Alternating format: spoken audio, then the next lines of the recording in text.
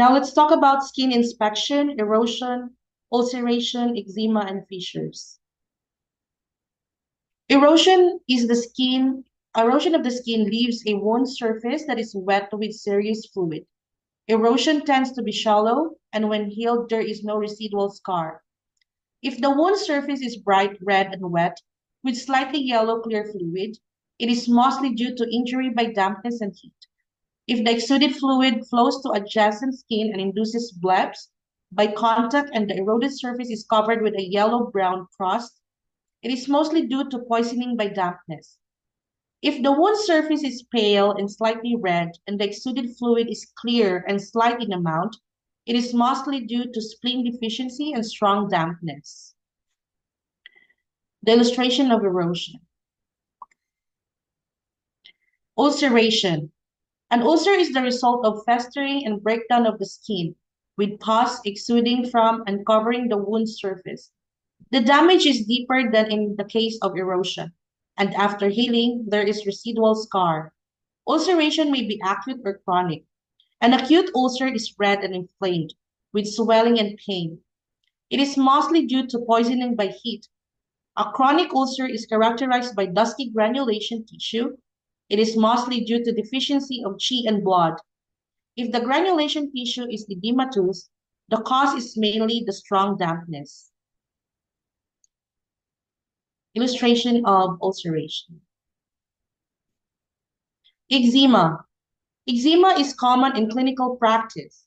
It is an inflammatory allergic skin illness and is usually the result of triple attack by external dampness, heat, and wind. These pathogenic evils struggle in the skin, and their interaction leads to impeded blood circulation and disharmony between the nutritive qi and defensive qi. Eczema has a polymorphic presentation. It may be macular, papular, vesiculated, pustular, eroded, covered with exudate, or scabbed. It is especially common on the face, behind the ears, on the hands, the scrotum, the armpits, and the shanks. If persistent, eczema becomes chronic. The affected skin becomes thickened, dry, and coarse, and lesionous with altered skin pigmentation. Chronic eczema suggests that illness is long-standing and well-established dampness, has given rise to the fire and has damaged fluids and blood. As a result of blood becomes deficient and endogenous wind arises, causing dryness and loss of skin nourishment. Fissures. Fissures tend to occur in the palms and dorsa of the hands, the fingers, the heels, and the toes. They tend to develop in winter. Typically, the affected skin is dry, thickened, and hardened, with loss of elasticity.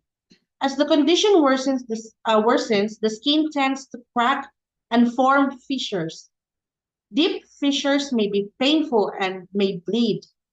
When yin fluids are insufficient and qi and blood are disharmonious, the skin loses its nourishment.